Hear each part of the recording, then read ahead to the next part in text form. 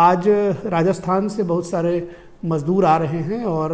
जो मंदसौर ज़िले में मज़दूर हैं उनको भी राजस्थान भेजने की कार्रवाई चल रही है। इस पूरी कार्रवाई में प्रशासन की टीम लगी हुई है ताकि जो जाने वाले मज़दूर हैं वो भी हेल्थ चेकअप हो के प्रॉपरली जाएं और जो आ रहे हैं उनका भी हम भी कम से कम 2 टायर उनके अच्छे से हेल्थ चेकअप करें, उनमें ये स्क्रीनिंग कर लें कि कोई ऐसा व्यक्ति तो नहीं है जिसमें कि कोई सिम्टम है, तो उसको इंस्टीट्यूशनल क्वारंटाइन करेंगे, उनके डेटाबेस तैयार करेंगे, उनको होम क्वारंटाइन करेंगे। और ये चूँकि पूरे ज़िले में जाएंगे मज़दूर, तो हम लोग उसकी ऐसी व्यवस्था बना रहे हैं ताकि उसका घर जाने से पहले हमारे कंट्रोल रूम पर उनका पूरा डेटा हो और उनके होम क्वारंटाइन पर पूरी नज़र रखी जा सके। सर कितने लोगों की रिपोर्ट आना चाहिए, कितने लोगों की, और ज़िले का भी जो क्या है ग्राफ है? ज़िले में इसके पहले के जितने भी सैंपल थे लगभग 658 के अगेंस्ट 655 सैंपल हमारे आ गए हैं और जैसी आपको जानकारी है 7 पेशेंट और 9 सैंपल जो हैं वो पॉजिटिव आए थे। जो इस नया केस आया है जो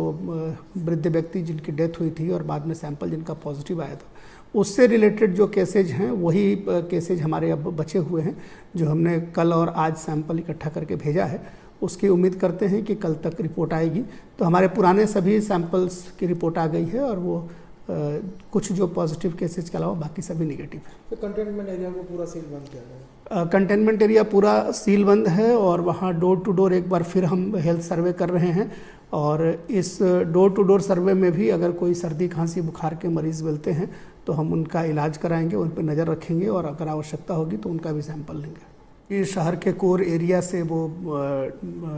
सैंपल पॉजिटिव आया था क्योंकि वो डेथ के बाद लिया गया था और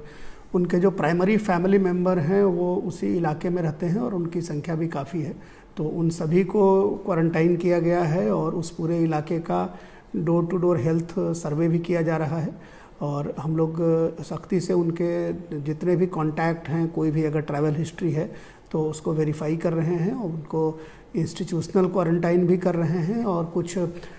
ऐसे लोग हैं जो कि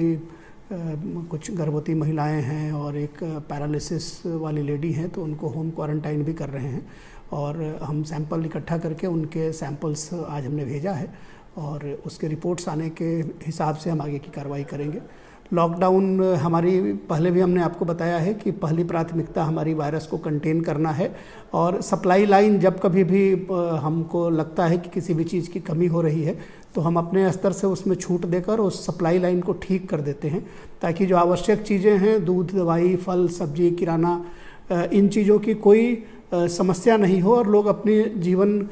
यापन जो है वो घरों में रहकर अच्छे से कर सके। हमारी नज़र है हर चीज़ों पर और हम उसके हिसाब से लॉकडाउन में जब जहाँ पर जो छूट देने की ज़रूरत होती है वो दे रहे हैं। आज हमने न्यूनतम छूट दे रखा है और आगे जो स्टेप्स है उस पर विचार करके